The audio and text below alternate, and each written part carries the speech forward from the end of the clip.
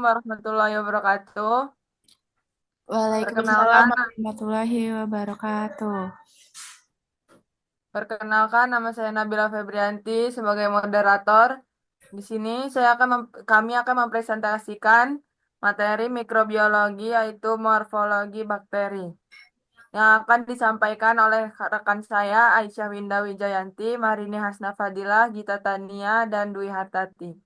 Kepada Aisyah Winda Wijayanti, disilahkan. Yang pertama, apa saja yang membedakan antara sel manusia dengan sel bakteri? Perbedaan sel manusia dan sel bakteri, yaitu sel manusia dan sel bakteri memiliki perbedaan mendasar dalam struktur, metabolisme, dan karakteristik lainnya. Sel manusia memiliki nukleus yang terlindungi oleh membran, sedangkan sel bakteri tidak memiliki nukleus yang terlindungi. Struktur metabolisme dan karakteristik. Struktur yaitu sel manusia yang memiliki organel seperti mitokondria, retikulum, endoplasma, dan Golgi yang tidak dimiliki oleh sel bakteri.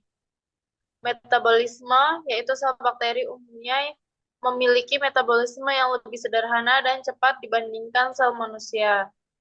Untuk karakteristik lain, sel bakteri tidak memiliki membran inti dan dapat bereproduksi dengan cepat melalui pembelahan biner. Yang kedua, seberapa penting adanya struktur kapsul bagi bakteri jika dibandingkan bakteri yang tidak memiliki.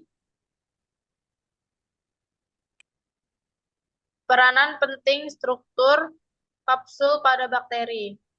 Struktur kapsul pada bakteri memiliki peranan penting dalam melindungi sel dari ancaman lingkungan. Kapsul yang tebal dan kuat memberikan pertahanan fisik bagi bakteri, mencegah dehidrasi dan menghalangi fagositosis oleh sel inang.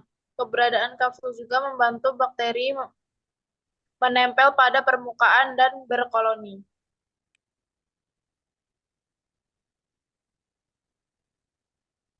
Yang ketiga, sel pada manusia memiliki nukleus, sedangkan sel bakteri memiliki nukleoid. Jelaskan perbedaannya. Perbedaan sel pada manusia dan bakteri. Sel pada manusia dan sel bakteri memiliki perbedaan yang signifikan, terutama dalam struktur internalnya. Sel manusia memiliki inti sel atau nukleus, sedangkan sel bakteri memiliki struktur yang disebut nukleoid. Nukleus pada sel manusia. 1. Tempat penyimpanannya DNA.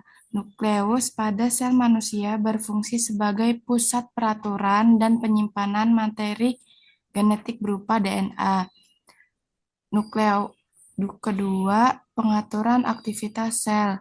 Nukleus pengontrolan sebagai proses sel seperti replikasi, transkripsi, dan juga translasi. Yang ketiga, ada membran inti yang berfungsi untuk nukleus yang dikelilingi oleh membran ganda yang memisahkannya dari sitoplasma sel.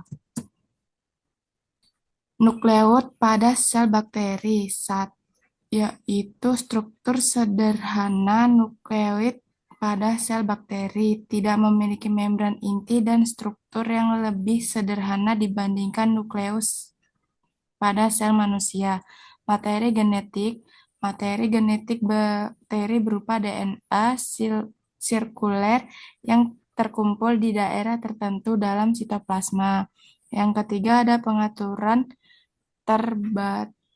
terbatas. Nukleus tidak memiliki mekanisme pengaturan yang kompleks seperti nukleus pada proses sel bakteri lebih sederhana.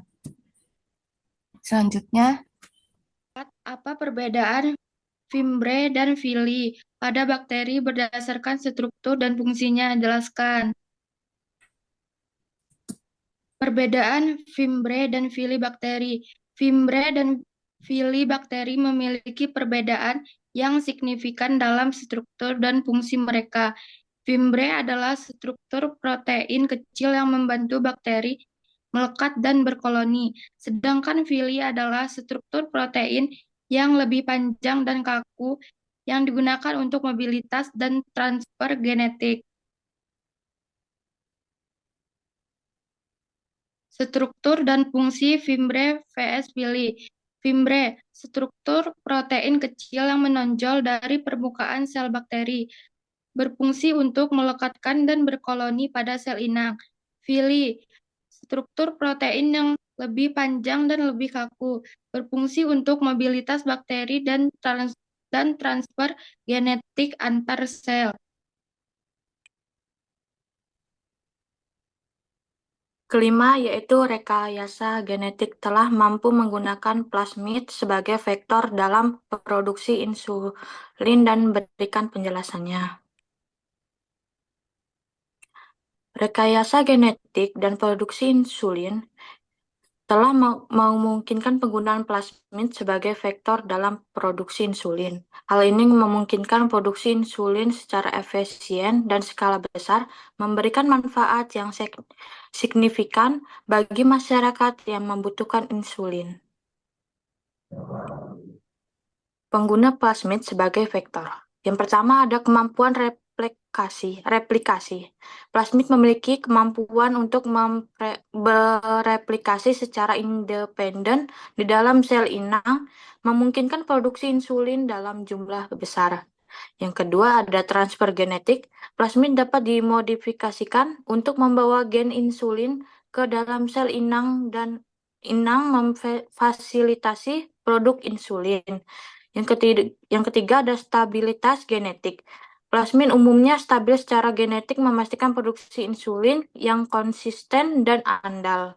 Yang keempat ada kemudahan manipulasi, yaitu plasmid relatif mudah dimanipulasi secara genetik untuk tujuan produksi insulin.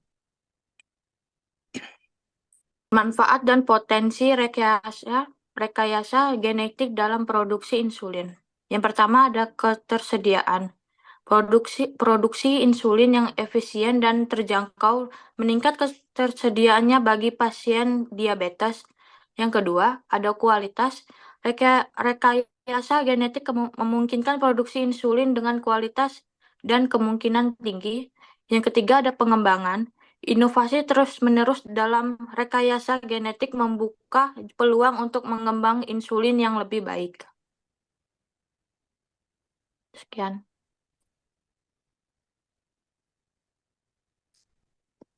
Makasih, sekian materi dari kami. Kurang lebihnya kami mohon maaf. Wassalamualaikum warahmatullahi wabarakatuh.